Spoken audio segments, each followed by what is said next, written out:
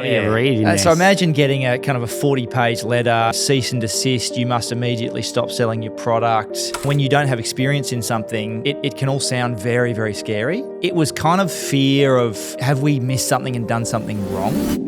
Owen Bowling is a mission-driven entrepreneur and fitness industry veteran with over 20 years of experience. He's a co-founder and CEO of Coach Welly, an innovative AI-powered wellness platform. Owen's journey began as a personal trainer and evolved into founding Crankit Fitness, a globally recognized functional fitness brand distributed in over 25 countries and educating thousands of fitness professionals.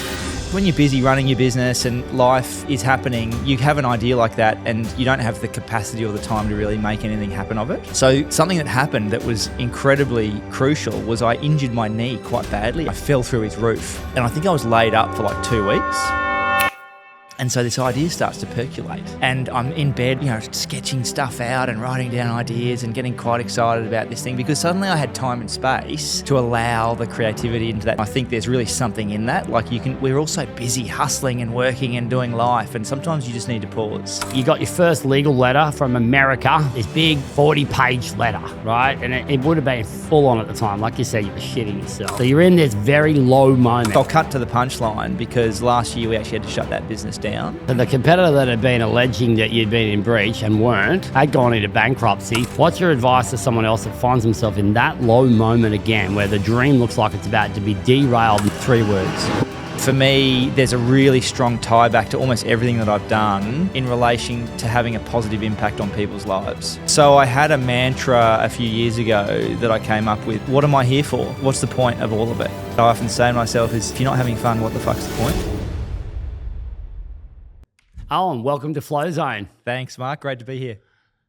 You've had an incredible journey, Owen, and I came to know about you when we were doing research. You've had some time in the circus.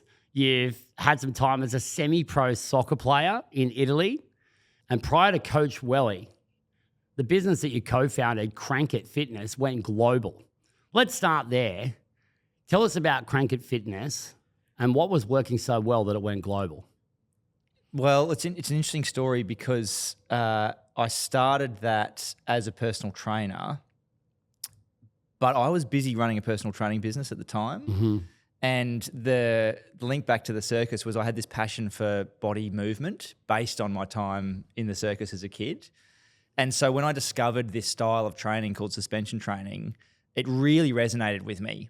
Just unpack suspension training for us so that the guests can tell us what that is. So suspension training is essentially using a rigid set of straps that you anchor off of a rack in the gym or a door frame or something, and they're not flexible, so they're not like the bands that stretch. Mm-hmm. And you're moving your body in relation to those straps. So you're moving your body around and they stay fixed. Okay.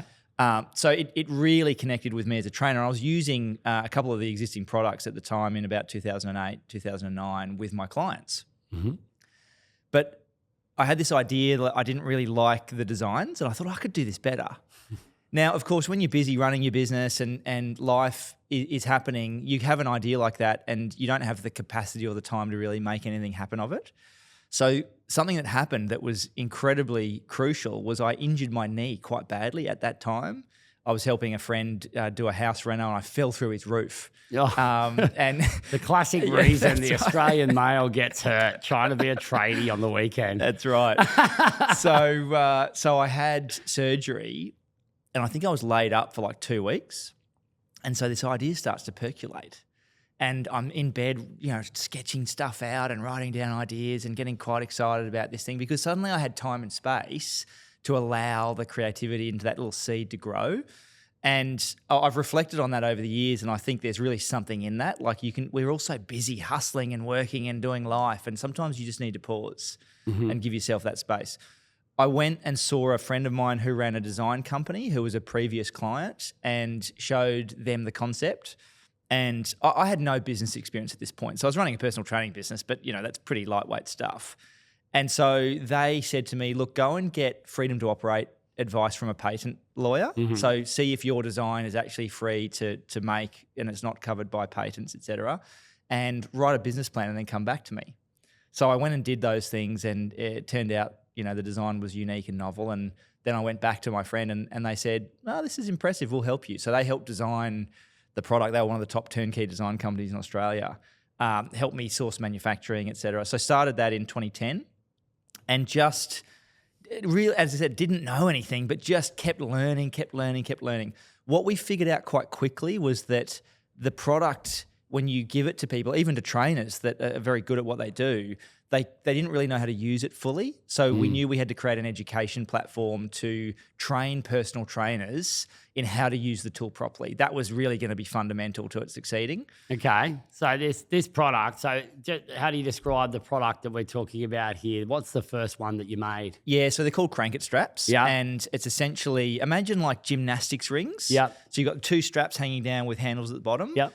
These were a little bit easier to use. You could adjust them up and down. They had foot loops and nice, comfortable handles. You could put them together, split them apart, and just do literally hundreds and hundreds of bodyweight exercises. Okay, so you've got the product now, but people don't know how to use it. So what Even did you do? professionals. Even professionals, yeah. That wouldn't be the first time you've tried to take something to an expert and then they're telling you it won't work or they don't know how to use it. Exactly. So how did you bring education into So it? I knew that I didn't have the skills to create a whole education curriculum. So I found an incredible expert, someone that was actually local on the Sunshine Coast to me, which was very lucky.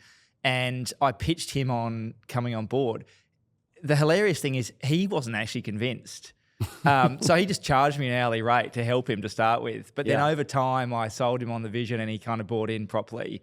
But he helped me create a really world-class series of courses for personal trainers. So we had a whole certification process and we started marketing that to trainers. And I think that's what built the culture of the organisation. We had this incredible tribe of first tens, then hundreds, then thousands of personal trainers that were indoctrinated into the brand, into the philosophy. And me and Dave, who was my head of education, we were the ones running this for the first few years directly. So we were connected at source to the audience and sharing the passion and sharing the enthusiasm, and that translated across. Yeah, okay. So I can see how that would be the case because you're providing the product, but you're showing people how to use it, and then the showing how to use it builds the community stronger. Yeah. And this is how a lot of groups, especially with a sporting tilt, get people into their world. I suppose there's one thing here, but then there's something that you need to stay with. Yeah. So I really want to understand the arc of this particular business of Crank-it. So you've then gone global, which I imagine is not simple stuff, working with foreign sets of standards in the fitness industry. I imagine there's safety and a lot of other things that you need to pass through to be able to be endorsed in some ways. And America is like a huge market, that a very challenging market, which I've seen with some of the portfolio companies that I advise that are in the American market. Very, very different. There was some challenges, I understand, in relation to trademarking, and that is not uncommon when you go into foreign countries either. Take us there. What happened in relation to trademarking over there? Show us through one of those scenarios. So again, kind of going through the process of not really knowing what you're doing and just biting off more that you can chew and then chewing like crazy. What started in Australia, it quickly became apparent that there was opportunity for that to grow beyond Australia. But it wasn't going to be necessarily direct. So it was about trying to find partners that we could get on as distribution partners, both in the education and in the product itself. So I started traveling over to international conferences, so big fitness conferences and trade shows, and really took the kind of financial risk myself. Just go and see what happens. I'm quite social and quite good at networking with people. So one of the things that I found really effective in that process was using a combination of platforms like LinkedIn, social media to connect with people and then reinforcing that connection in person. And I think a lot of people just have too short a time window on which they measure success with this stuff. So I didn't necessarily get a lot of deals the first year. But then when I come back the next year and I've connected with you and we've kind of connected online in the interim and you see all the great things we're doing and we're getting this in Singapore and this here, then suddenly I'll come back the next year and you're taking me more seriously and you're connecting me with your other fellow counterparts that are distributors. So over the course of multiple years, I built up a really strong global network of operators in the gym space, of distributors, of equipment partners and vendors. And that's where the deals come from. If I had measured it off the first show, I probably didn't get a deal off the first show that I went to. Yeah. And that's a really hard thing, particularly when you've got a product and there's a B2B aspect and then there's multi-steps in the B2B hierarchy that you need to step through to get that decision on board a lot of cases, to then go and do something that's so capital intensive, so resource intensive on the hope that there might be a connection for you next time you come back. Most people would definitely give up before they get to that point. I can tell you right now, if somebody had have sat me down and been able to show me a video of what that journey was going to be like when I first started, I would have run a mile. There's absolutely no way I would have signed up for the stress and the fluctuation. But what I've come to realize, having now done multiple ventures, is I now try and measure a new opportunity and a new venture by the person that I'm going to become in the process of doing it. Oh, I like that. Yeah. Yeah. So, okay. So you're assessing your opportunities and ventures. How do you do that? So first off, it has to be in alignment with mission and vision. And for me, there's a really strong tie back to almost everything that I've done in relation to having a positive impact on people's lives. Now, the most obvious translation to that is in improving health and well-being. So as a personal trainer, creating a brand that then helped other personal trainers and have a methodology and a training product into now having a scalable health technology platform utilizing AI. It all ties back to a central theme of trying to have a positive impact on people's health and well-being. Well, if you can start including vision and mission into your business decisions, I think that viewers and listeners could take a lot from that. A lot of people don't actually have that in the first place, though. So that is definitely a place to start. Well, I'd be interested to I know you've spent a lot of time in this space. I do some consulting on the side, and I also do some mentoring. I've had a lot of people help me over the years. And so when people come or get referred to me to ask for help, if I have the capacity to, I try to. And something I've noticed is that oftentimes there's this missing piece of people having sat down and actually understood what drives them. You think about the classic Simon Sinek, find your why. Yeah. How do you approach that? Do you advise people to really spend the time to figure that stuff out early? I do advise people to start figuring it out early. But when I say early, I mean from wherever we are right now. So like when I started in business, I'd already had other roles and other businesses per se. It's just I wasn't the head honcho necessarily, or it was so small that I didn't have to go through the same framework. And when we first got involved in coaching, right, I had 3 coaches inside my first 3 months of business when I was paying for it out of personal capital, not out of business income. We hadn't made anything yet. And the vision, the mission, the values, it kept coming up back then. And I look back to one of our very early values we had, and it was just relationships are everything. And the funny thing is that that's part of our brand promise in our main real estate group now, which is superior results, holistic service, stronger relationships. And, we've got a whole explanation where that goes. But then a lot of the time, that's a business that we're talking about. What's this brand's promises? What's this business's core values? But if the core values of the business don't resonate with the founder, and they're not actually lived, you can't go and experience those for yourself, you can't measure them, you can't name them, then they don't survive very long inside the organisation and they end up just on the wall. So it's probably the last 12 to 18 months in particular, I've gone back and reviewed all this really heavily. And what has helped that is scaling up, which is a business operating system that you put in enterprises when you really want to go to the next level, but there's plenty of them. And it really forces you to answer a lot of questions because core values is something we hire and fire on. And if you do that inside your business, then it actually means that you're sort of picking your tribe based on their traits that they show up, that they believe in, that they exhibit. And when I actually started applying that properly to our businesses and be willing to hire and fire on those things, I started realizing I was actually speaking about values that I have in life in general. And, I start looking at friend groups. I start looking at activities, and it starts to become so much clearer that how the hell can you do any of this without already having that in place? So I definitely agree. Let's start right there from wherever you're at the time. Well, you and I were chatting before, just when we were getting a coffee, and we were talking about the role that your work and business plays in your life. And I think we've probably got some shared alignment on that in terms of your business is there to support your life. Your life is not there to support your business. I think a lot of people get caught in their life supporting their business, not the other way around.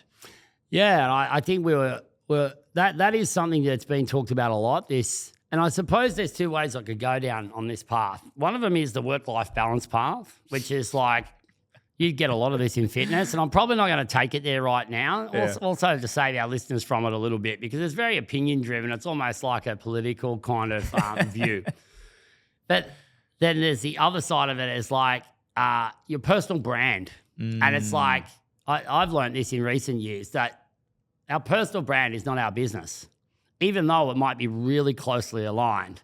And what I've come to realize, I'm coming to realize, so I'd say that I'm always on a path of self-actualization, but it's self-awareness that takes us there.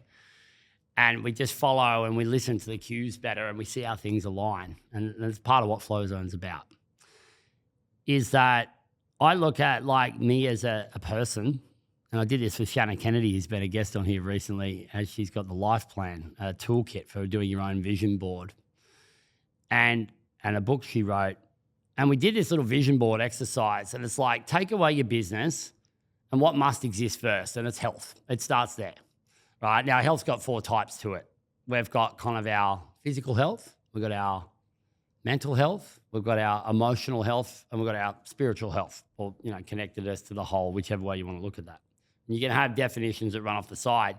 And then you insert something that must be present in your life for you to feel like it's what it's meant to be. And that could be anything. Now, for me, I put in creativity, because I am a creator. It's actually what I am. It's what I do. I look back right through to when I was a kid. I was inventing things. I was creating things. There was always music. There was always tapping. There was always drawing. There was always designing. And then it came into more technical professions where I studied engineering and I did really well at it. And I ended up in the engineering professions very early, trades, engineering, making money in that sector. But I was passionate about business. I want to create a business, but it's still creation. And I created business models within it. And I look back to it more and more, and it's like, okay, the health must be there, the creativity must be there. And then, family I put there as this thing that just resonates around that whole bubble. So for me, I need to have creativity present. What do you need to have present in your life? I had a really fascinating experience last year with an energy healer. Mm-hmm. So I was going through some personal shit, and a friend of mine, a really good friend of mine, he was in Bali. I called him up. It was one of the first times in a long time where I've been really authentic and vulnerable with some of my close friends about stuff that was going on. Are you able to elaborate on the kind of stuff that we're talking about here? Some personal stuff in my marriage that was quite challenging, and I think it was things that I'd just classical male behaviour pushed into a box and locked the vault for a long time, and things that weren't related directly to my marriage even, but just stuff that I'd always been Mr. Positive and just dealt with stuff or not dealt with it and just pushed it down. So I called this mate. He's in Bali on holiday, but he answered the phone, and I shared some of the things that were going on, and he said, we had a nice little chat, and then half an hour later he sent me a text message, and he said, mate, I've booked you in a session with this lady that I saw who was phenomenal. So it's this energy healer up on the Sunshine Coast. And I'm kind of open skeptical. So like I believe that there is more that science has not yet caught up with in terms of energy and things like that. But I'm also a little bit of a skeptic because I like science and I like logic and explanation. But I just was totally ready to just go and see if this thing could do something for me. And so I am answering the question in a long format. The word that came up at the end of that session, and it was a transformational experience for me, was joy. So, and the framing of that was what embodies who I am that I have not been allowing myself to be or experience as much as I am. And so it just hit me like a 10-ton truck. It was joy. Joy's got to be there. Yeah. So we've got health, we've got joy. Yeah. Do you have a third? There's a few, but one that really is strong for me is fun. Yeah. So I have this this thing that I often say to myself is, if you're not having fun, what the fuck's the point? Yeah. Am I allowed to swear? Yeah, you're allowed to swear. Yeah. So, like, flowing. if you're not having fun, what's the point? Yeah. And so I had a mantra a few years ago that I came up with, which was family, people, planet, fun. Family, people, planet, fun. Yeah. And that was like, what am I here for? What's the point of all of it? And it was really interesting going through a process of figuring out what gets included on that list. Because when it's that short, you got to cut a lot of stuff out. Yeah. Well, Owen, you've had an incredible arc.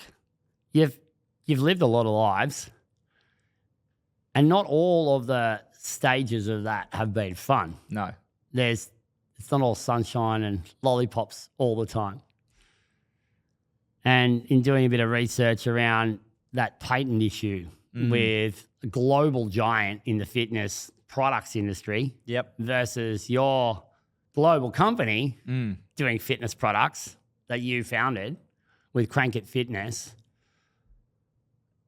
take us to the moment where you found out that the product that you have made from original ideas has now been called into question for trademark infringement in another country. It was as early as 2014. And it really, so I had not dealt with international legal issues. So it was a patent infringement claim. And this other company had 100+ patents on their product.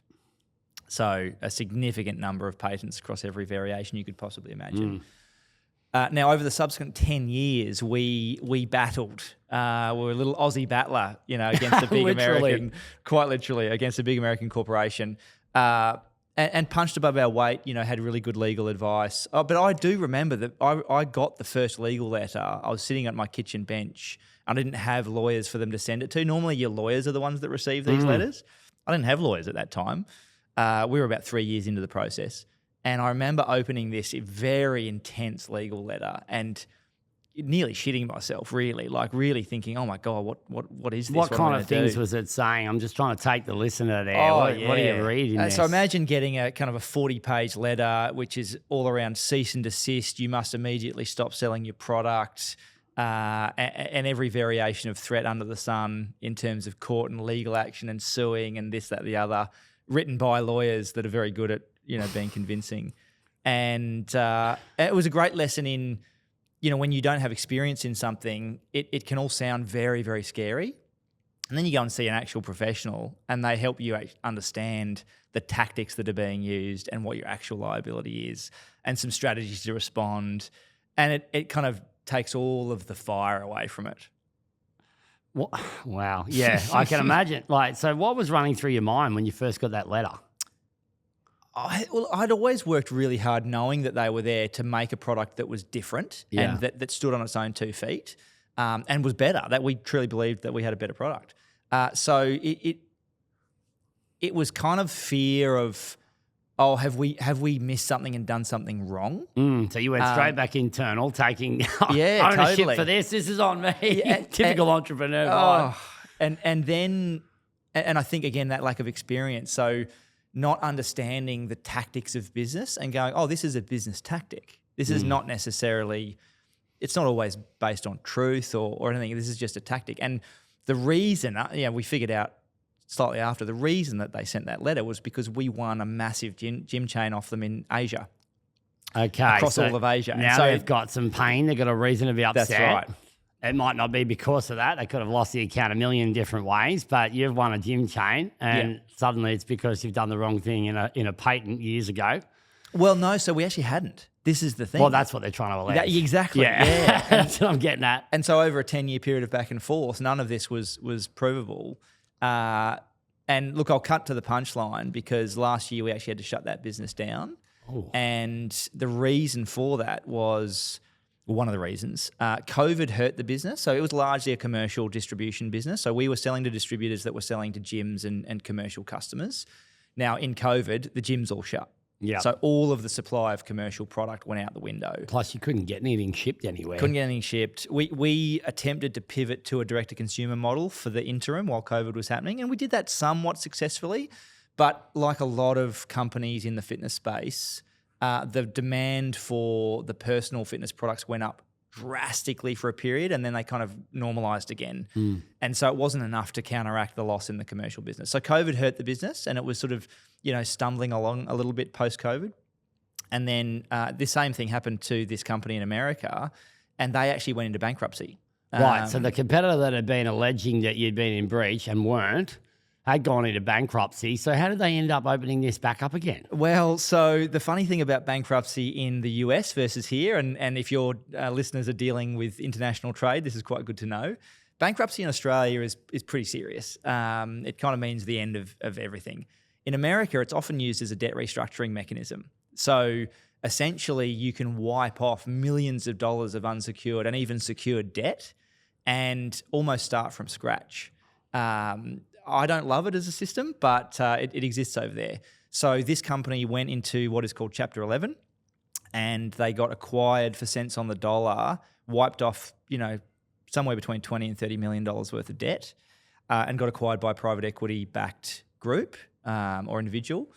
And one of the strategies looking back was, let's go really aggressive on legal with competitors, because we're selling to large gym chains through our distributors like Anytime Fitness, et cetera, in the States. So really big customers. Yeah. And so they went, full nuclear on us and took us to court in a state that was going to be super favourable to them because all the states are different. So you're all different. Very it's different. really complex. I've seen this in multiple sectors. Yeah. And I think also, I've been working on Coach Welly for a number of years at this point and had slightly distanced myself personally. And we talk about kind of you being your brand. Yeah. So had slightly distanced myself from Crank It as a brand. It was still running, but I wasn't kind of frontlining everything about it. And I think it was the timing with COVID, the business not, going great, them doing that and then registering the debt against us here in Australia and going, okay, I think this is time. Time to call it. A little bit sad, but at the same time, everything has a season. And that was a 15-year season, roughly, who I became through doing it. When I think about the trainer that I was before to who I am now, speaking on stages internationally, understanding international IP infringement law cases and going to China and setting up manufacturing in China and like just the adventure, like ride of a lifetime adventure. So no regrets. Some great reflections that you made there. Like even though that you assembled the matrix of what deals you're going to get into, based on how it serves your own vision, mission, values, even though you've assembled that matrix afterwards, sounds like it's helped you offboard yourself from it with no regrets. Yeah. And I think that's really powerful. And I've had some examples where I've tapped out of something. I was involved in a property technology venture between about 2014 and about 2017. And it had an opportunity to go global, really. Yep. I was brought in as an advisor to start with. I ended up investing in it. And it was like, imagine one of the big companies like realestate.com.au, if you're familiar with them. REA Group owns some of the biggest sites in the world. And combining that with like Instagram for property. So you're looking at property very visually and you sort of got a feed. You can follow an agent, you can follow an area, you can follow one property, you can follow a suburb. So it was very easy to kind of get around. And it was right around the time that Instagram was massive after it had a big arc.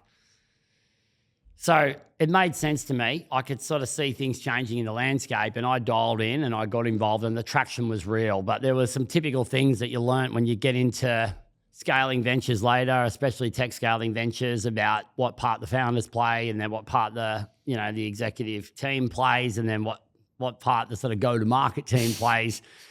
And a lot of the time what we see now in retrospect is founders that try and keep playing all of those parts. And it doesn't leave a lot of oxygen for the group to grow and pivot and adapt. So I learned some very hard lessons in that. And I sort of, there was a window of time there where I think it could have kind of been rescued to an extent, but I would have had to kind of burn the boats behind me of the other stuff that I was involved in. And there was a lot of those companies that had a lot of people depending on me, a lot of organizational chart depending on me. And I made the call based on a matrix and I knew that there was sunk costs there and I knew that there was a great opportunity there, but I just said, no, it's not my time.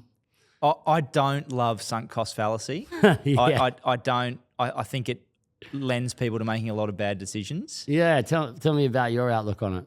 Well, so when you look at something like a sunk cost assessment, so you go, let's say you've put in 200 grand or $500,000 into a thing and you've spent 2 or 3 years doing it. And so you're weighing up continuing based on that rather than based on, is this the right thing for me to do now and forward? What is the opportunity cost of me doing this? What are the things that I'm not going to be able to do because I continue doing this?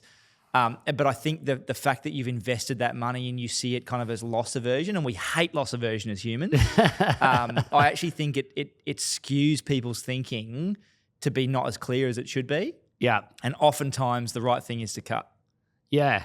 Well, loss aversion is something I'd say we actually do. We avert loss. Try to. Yeah. So, but I agree with you on the sunk cost analysis. It can only ever be done on present time. Yeah. Because it's like, based on everything I know now, everything I've got at my disposal right now, strategy is just the use of limited resources for an optimal outcome. So taking the resources I have right now, which includes my brain and my focus and my energy and all the other things that are trying to rob my time, is this still the best decision? And in that case, it was no. I think there's another thing that would probably be useful for your audience in particular to kind of sit on here. Yeah. And it's a balance, right? It's kind of like, who do you take advice from and who do you ignore advice from, and who do you be bullheaded about your vision, and when do you listen and kind of grow? And it's always a bit of a balance, because you get, and I meet people that are founders that are so strong-willed, which we kind of, we overemphasize as a big part of success. You've got to be really strong-willed and have this vision. But if you're unable to take feedback, it's unlikely you know everything, and there's going to be people that could really teach you. So there is this balance. And I think the same is true of when you're an entrepreneur trying to drive and grow something, having ways to check in with where are we at, and is this whether it's a pivot of the thing that you're doing, so whether we're going in this direction and now we're going to go in this one, or whether you actually cut the whole thing. Because actually the market is kind of telling you repeatedly that this is not a thing. Yeah. but it's a really fine balance, because often incredible value and incredible businesses are created on the other side of lots of negative feedback. Yeah, I agree with that. And I think a lot of that comes back to the alignment to the purpose of the organization with the alignment to the purpose of the individual. And I have probably come to that conclusion in the last 4 or 5 years when I suppose I'd had a number of seeds planted over the years, whether they be an investment seed where I'm just going to nurture that and water it, or whether it's something that I'm invested in and advising on, like in, PyLab Ventures that I'm involved in. We've got a portfolio of companies. One of them's a buy and sell fund and the other one's a serial acquirer fund, but effectively it's ended up quite broad. And so I still put IP into it. I still put time and focus into it, but I'm not the only one running that show. And then there's entities that we have ourselves and that we found and we get involved in. And I look at the ones that have gone incredibly well, and I look at the ones that have just kind of existed in the market and been a bit better than the others, and then I look at the ones that have just flopped. And it's easy to sort of go straight to myself and say, it's all on me, which is what I typically do. What have I done then that could have done this? But it's the things that have happened since then that I haven't addressed. And I think one of those is that whether it's you or your partners, if you are not aligned to the purpose beyond the financial success of the purpose, then it's going to be very easy to jump off and get on another bus or train or car. Whereas if you need to see it come to life no matter what, which is how I feel about the non-paying customer getting the treatment they deserve in real estate, as in tenants and buyers, that's why I'm still in business. Because I've gone for that many different angles of it. I've gone into buyer's advocacy. I've gone into better service in a sales agency. There's all these little pieces, but unless everyone involved in your mission is aligned to that purpose, and they're passionate about that, but it's going to keep falling over on the smallest thing. What do you think about alignment of purpose with founder and alignment with purpose with business? I think that founding something and bringing something to life from nothing is incredibly difficult. And I think it's much harder than people anticipate, and it takes much longer and creates an enormous amount of uncertainty. requires a high risk tolerance. And so when you are not fundamentally living and breathing the desire to create this outcome in the world, it is just going to be too hard. Yeah. Right? Like it will break you. Yeah. If it's, I sometimes say to people, if I was doing this in like oil and gas, what I'm doing now with Coach Welly, I would have quit years ago. Yeah. Because I don't care. Well, it doesn't line up with your planet. Not at all. Which is one of your 4 pillars of you were talking about earlier. It may be much higher return on investment from a pure financial perspective, but I fundamentally believe that when you create substantial value, the money flows. Yeah. And so I've got one of my great friends and mentors who's a business coach, and I did a lot of coaching with him early on. One of the phrases that really sat with me that he used to use was play the long game. Mm-hmm. And so I think you think about your last 5 years, where you were 5 years ago. I was having a chat with a friend on the plane down from Brisbane today. When you go back 5 years, and if you said to yourself then, this is what your next 5 years looks like, you probably would have laughed. Like, no, it's just whatever. That doesn't make any sense at all. Yeah. And so I think we often have this sense that we can control the future. We've got absolutely no control over the future. It's going to be wild. You can't anticipate the things that are going to happen. You could end up in a different country in 2 or 3 years' time. You could meet a different person, a spouse. You could get divorced. Anything can happen. Yeah. And it does happen. On a 5-year block, that is long enough for substantial change. Yeah. So if that is the case, and we accept that as kind of truth, and if you look at your history, it kind of is true. Yeah. Then instead of spending all of this time and energy trying to control the safety of the future outcome, like, oh, I'm going to earn enough money and buy a house, and then I'll have financial security, and then I'm going to feel like, I've reduced all my risk, and all of that stuff we spend so much time and energy trying to control. If you come back to the fundamentals of who am I in the world, what makes me happy, what's purposeful, and how much of that can I spend time and energy on a day-to-day, week-by-week basis, the rest is kind of going to do what it does and take care of itself. Yeah, I don't disagree with the philosophy you've got there. Certainly with the controlling the future, no one can. Look, I've gone through periods where I've tried to have most bases covered by going ahead more moves and looking at more scenarios. It's incredibly draining, first of all. What flipped the script on that for me recently, I read another Dan Sullivan book called The Gap and the Gain. And Dan Sullivan wrote a book that was very impactful on me called Who Not How.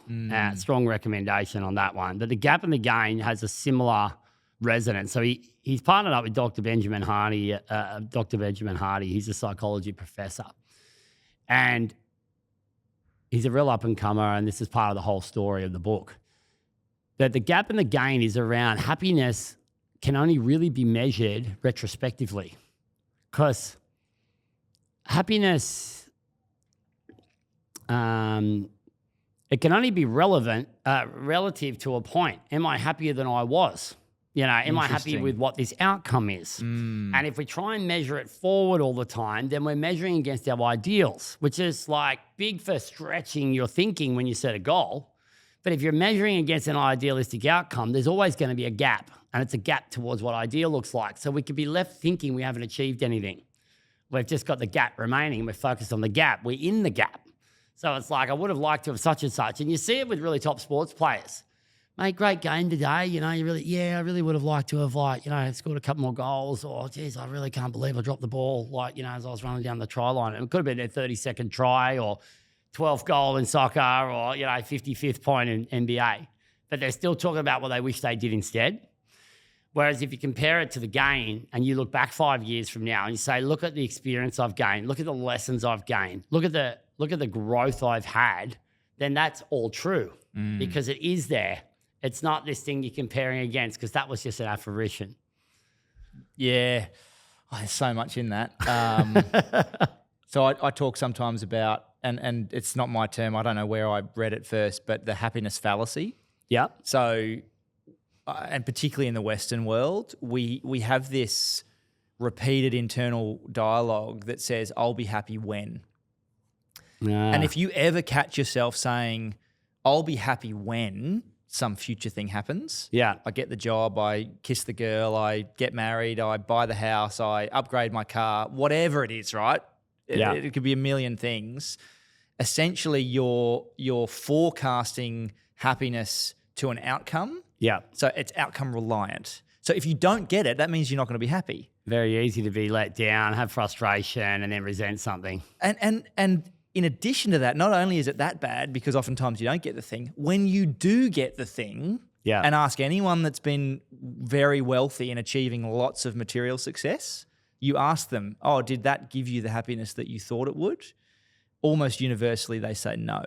And there's a couple of things that happen. One is that we just continually upgrade our level of expectation, which is that gap you were talking about. So I get the house, but now I've been playing in an area where this house is no longer the aspiration. The next house is the aspiration because I've leveled up. So they're still in the gap. And so for me, and this was a Matthew McConaughey quote from his book, Green Lights, and one of his big speeches. And that was joy, which is that word for me. Yeah.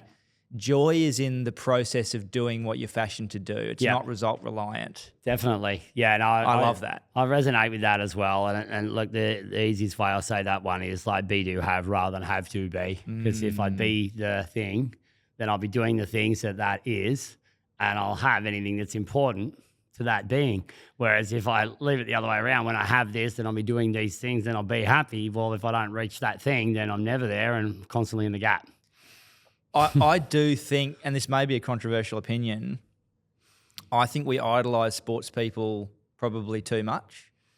And one of the reasons for that is that, in terms of what I think is flawed with that, is that to be a top sports person, you cannot be a balanced human. Certainly at the levels that we see professional sports players, they are obsessed with like a singular thing. And when you follow the journeys of sports people when they get older, wiser, retire, I don't think I've heard a single story where they were actually happy. Genuinely. Really? Oh, you listen to the top tennis players, golf players, soccer players. They were so driven and they were so intense, but they actually were not happy at all. Oh, you mean they're reflecting on not being happy during? Yeah, I was going to say, I thought that some of them might reach a state of I reckon they probably get it right once they finish. satisfaction.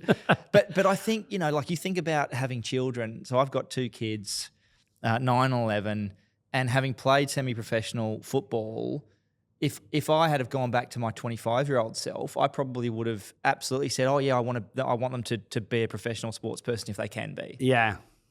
I don't think I'd push them down that path anymore. My experience growing up wanting to be a professional soccer player was to the exclusion of all other life's experiences. Well, especially if it was in Italy as well, you were saying. Oh, was it Italy? I went over there when I was 18 to right, play. because they're obsessed, right? And I've seen Italian football dads, and like it's full on. It's full on. And you think about life and the richness of life's experiences, and you think about what does it take to be great at, say, a sport, and it requires that level of focus to the elimination of everything else. So I remember seeing a video of Michael Phelps recently. I think he trained 600 and something days in a row at one point. Kobe Bryant was the same in NBA. Every day. Jordan, yeah. Now we idolize that, yeah, and we think that's such incredible, grit and stamina and everything. But what we don't do is we don't say what's the cost. What does it do to their relationships? Yeah, can they have real relationships? What does it do to their family if their parents?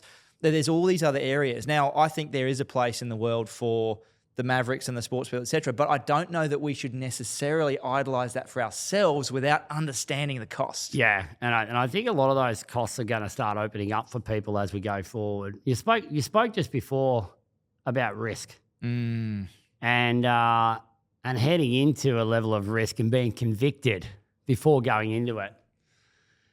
And you're going into now a very exciting phase with Coach Welly. Yes. Which is in the age of AI. I talk about the age we're in as the AI age. It's also the age of personal brands, in my view. But in the age of AI, to be using a personal fitness app that's helping engage people, helping them stick to their regime, I suppose. There's a great degree in risk in that alone. Going into that world right now as the Australian in a worldwide technology landscape, how does that degree of risk feel to you on a day-to-day basis at the moment? Well, yeah, it's a multifaceted question, Mark, because I think I naturally have a pretty high tolerance to risk. I think I always have. Yeah. I'm a bit of an adrenaline junkie, love extreme sport, and I think I've probably had that for as long as I can remember. Mm-hmm. I've then also been exposed to enormous amounts of stress and risk through business. So having to shut a business down, thinking you're going to go bankrupt, being sued, all of those things. And I do think that you think about those shows like Fear Factor, et cetera, where if you're afraid of spiders, they force you to deal with spiders. And so there's this exposure therapy for people that have fear and so on. When it comes to the risk of starting an AI company and rolling out a technology play, we have a hypothesis and a vision, and it's backed by how bad the situation currently is. But we have this very strong belief that technology can help people who say, I want to train 3 times a week, I want to sleep better, I want to eat better, I want to stress less, I want to X, Y, Z in their health. So a lot of people say they want to do these things and then they don't do them. And does your AI get them to do them? That's what we're trying to get it to do, yes. So we're quite early. We're just rolling out our first products with some really big enterprise customers. So we've signed a big health insurer, we've signed a council, we've signed a big medical company. So we're kind of punching above our weight again. The heat's on now, right? It is, Because you've got that expectation that's sort of from people outside of your business that they don't muck around. They don't muck around at all. So what are you doing to make progress with them? How are you measuring the progress? So once we roll out, the amount of data that our system collects is quite staggering. We've got your wearables connected, we've got GPS, we've got intentional data on you. So we know what it is that good looks like for you. So let's say Mark Kentwell, our system as you go in, and whether it's the app or a desktop platform, it's going to ask you a bunch of questions when you first go in. Yeah. So it's going to say, what's your main health and fitness goal right now? Yeah. How strong are you? What do you like doing? How often do you want to train a week? And it'll adapt that on a week by week basis, because like if you're on holiday, maybe this week training once a week is what looks good for you. Whereas when you're at work, maybe it's 3-4 times a week. Maybe you want to focus on doing more steps or eating better. So everyone's different. And what works to motivate people is really different as well. How do you get them to take priority of your app though, knowing you're connected? I saw you're connected to Oura Ring now. I'm wearing one, right? I find this bit of kit really good. I was probably resisting it for a fair while because I knew you got one too, same color and everything. My sleep data, I was actually scared to see it. Yeah. Because I had a philosophy on sleep that I knew wouldn't be rooted in the fundamentals of health. It was working for me at the time, and I thought, no, I am going to check this out. When I joined St. Haven, they give you one. I'm like, I might as well use it. And it's incredible. I've been tracking it a lot. But if you're connected to one of these in your app, which app's the hero? Because they're both giving health data, they're both giving recommendations, and they use different words to describe the same thing. Yeah, look, this is actually probably the question. So we have a very strong view, and not everyone agrees with this, but every solution that we've seen that exists right now that is trying to help people measure and improve their health and well-being, or most of the ones that are popular, are selling direct to consumers. So you buy the Oura Ring or you're given it by St. Haven, but essentially it's a thing for you as a consumer. Yeah. Your employer, your health insurer, has no access to that data. They're not getting any benefit from understanding that, et cetera. Oura is also trying to do as much for you as possible as a direct customer, rather than going, we play part of a larger ecosystem that is here to support your overall health and well-being. So they're trying to own the relationship with you as much as they can. The different approach that we take is we believe firmly that it's going to require an ecosystem approach that incorporates all of the different pieces that you interact with in your health and well-being.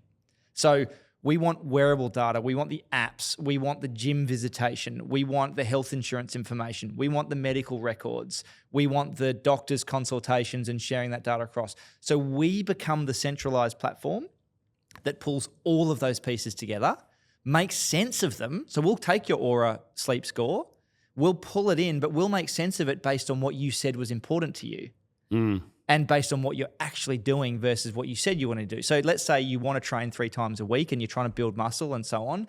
Your aura data now comes in, but it's in the context of what we know about you, which is richer and deeper than what aura knows about you. Okay. And so you'll have your aura score and it'll say, your sleep score was, or your recovery score is 77 out of 100.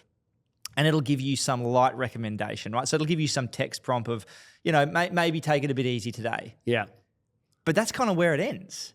So we take that and we say, it's Wednesday, you want to train 3 times a week, you've got a sleep score that dictates you probably should take it easy because it's 25 instead of 77.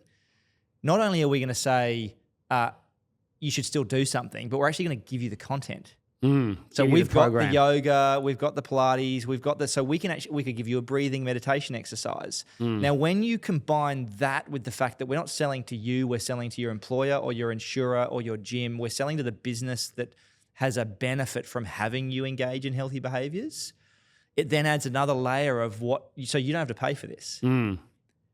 But we reward you achieving consistency in what is important to you. So we have baked in rewards. Yeah, this is the gamification. The gamification, because you're not having to pay for it. So if you were paying me directly and I built in rewards that cost me money, I'm basically just reducing my net profit.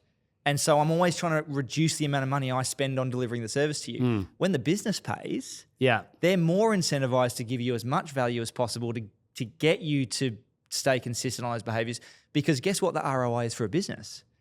Oh, getting people back to work. More productive, happier, less people leaving, more engaged at work. The ROI for the business, and this is quite well proven through studies, is so much greater than the value you would place on it yourself. So the business model for us is super important. B to B to C, so business to business to consumer rather than direct to consumer. Yeah, okay. So that's a clear distinction there. How do you deal with consumers saying, I don't know if I want my employer getting access to all this stuff, medical records and the like? Yeah, it's opt-in and also it's anonymized data only. So they're opting in so they get the benefit of more bespoke recommendations, but the employer isn't seeing the specifics. Is that the case? They don't the see board? Mark Kentwell's data. Yeah. They see aggregate data across the employee base. Okay, so they wouldn't be able to pull a file that's got someone's name on it, for example. They can say doctor visit took place or workout took place, something like that. Is it that? No, so not on an individual level, no. Okay. So they might see that, in our Melbourne location, the heart rate variability scores or the sleep scores or the readiness scores are trending down. Okay. That's interesting. Maybe it's really cold in Melbourne. Maybe people, and so you can see this kind of aggregated data. It's really interesting when you start to kind of break it down. But they can't go in and go, "What does Mark look like right now?" Because that's an invasion of your privacy. Yeah, I think the question's probably on a few people's minds. So, I imagine that's going to be pretty clear and published inside your app. But it's the sort of thing that I thought I'm asking on behalf of myself, but also on behalf of a listener or viewer, because this does sound like a good offering you've got. Yeah. But one of the first things that comes up is, well, it only works if you say yes to letting all the stuff in, and people aren't going to say yes if they're worried about who's got it. Exactly. So that's good. That's good. Geez, this chat has gone quick, man. I'm seeing the timer go off there. So what have you not asked me that you'd really like to ask me? Look, I usually have about 3 or 4 hours worth of stuff that I'd love to ask. And I'd love to go further on the AI side of things as well. And I think I'm going to take a risk here just on time. I think I've got enough. But okay. I've been toying with a bit of a theory lately, and I think it dives in very well to what you're talking about. We've both got wearables on. We're using, a lot of technology to make decisions. And I unpacked this topic recently with another guest who said that, like, when we get to the point where we do irreversible things, like put a chip inside us, then, we've definitely changed our experience as humanity. That was the context of it. And I thought about that. And what popped into my head straight away is that nature's been doing tech well before human has, right? So hermit crabs, for example, they didn't even come in a shell. That's a shell they found, and they made it part of who they are. Like literally, it's like us. It's like our skin. They've made an external thing their skin or their armor. The caddisfly larvae takes on bits of stuff from all around the world and it actually forms an exoskeleton just so it can exist to its next stage.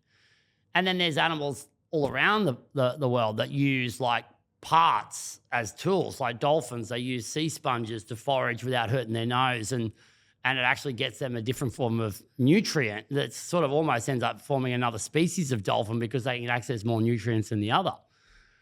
And then I've gone further on that still, as far as like, if you think about chemicals, like just everything we eat is made up of lots of subatomic particles. So like we actually already are not purely human, because everything we eat, it doesn't just come back out whole, it stays inside us, right? We actually already have external things in us. So I suppose what I'm building towards here is that AI and humans, I feel, are already on a pathway to become one, and that the decisions that we're making are already largely influenced by what we've been consuming for hundreds of thousands of years. So personally,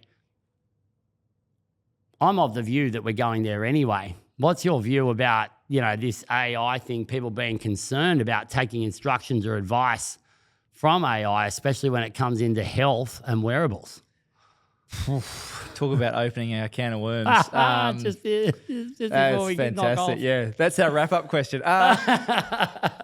So I wouldn't say I've got really strong views on this yet, and I think that's partly because I'm deeply involved in the space and it's changing so rapidly. Yeah. I think it is inevitable that the advancements, I think a lot of people are going to be quite surprised at how quickly this stuff changes. I think we're used to seeing, if you imagine a curve of change, technological advancements, we're used to seeing this kind of curve like this. And what's happening right now, it was actually a really great podcast with Tim Ferriss and Chris Sacca recently, and Chris was talking about the fact that our faces are up against the vertical curve. I remember, we just don't the realise. exponential curve, because like an exponential curve looks flat for a long time, but then it just goes up and you look at a wall. So there's a lot of people in the world that are about to bust their face through the edge of that curve and get a real shock. And I think the speed at which this is advancing, I sit in policy meetings with, the Tech Council of Australia talking about how they're lobbying the government for, good technology policy, and there's lots of AI concern around AI policy, etc. So there is a place to play for governments to come in and have some controls to make it so that our data is somewhat safe. But you look at the data leaks that have happened over the last few years with the big organisations and people having to get new driver's license and so on. That's not going to slow down. So people's idea of kind of data privacy and data security, I think, is going to change dramatically. The AI is getting so good at certain things that we've always had some sense of like, that's our special talent. A mate of mine just wrote a series of children's books about his two dogs with AI. They're phenomenal. Yeah. It came up with a song, a theme song. So he's published this on Spotify and on YouTube and on Amazon as a sellable, piece of art. Yeah. Now, artists have a real issue with this in terms of the creative process. And you talked about creativity. I think probably where I would land is that my view is that technology can augment incredible human experience. It doesn't necessarily replace it, but, you're not going to lose your job to AI. You're going to lose your job to a person that uses AI better than you. I think that's the punchline of all punchlines. You're not going to lose your job to AI. You're going to lose it to someone who does AI better than you. I agree that is definitely a theme running around my head at the moment. And I'm really open-minded as well. Like I'm not hardcore on a view. I'm just hardcore on a view that we're already going there. So how can we get the most of this?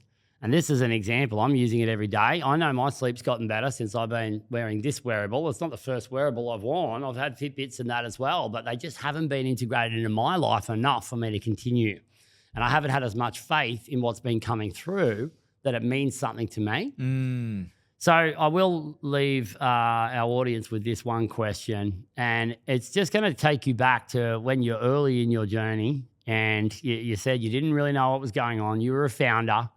You got your first legal letter from America, this big 40-page letter, right? And it would have been full on at the time. Like you said, you were shitting yourself. So you're in this very low moment. Oh my God, my dream's about to be totally unearthed here. What's your advice to someone else that finds himself in that low moment again, where the dream looks like it's about to be derailed no matter what? What's your advice to do in that moment?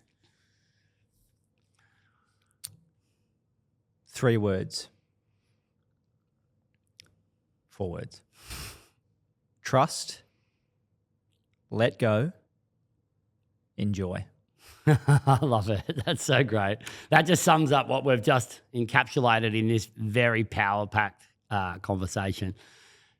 Thank you very much for coming on board. I'm really excited to seeing what Coach Welly's going to continue to do for the fitness landscape, and to stay connected to your journey, because you are definitely someone who's tapping into your own flow zone and you're adding a lot of value to others. Thanks very much for coming on. Thanks, Mark. Thanks for having me. Cheers.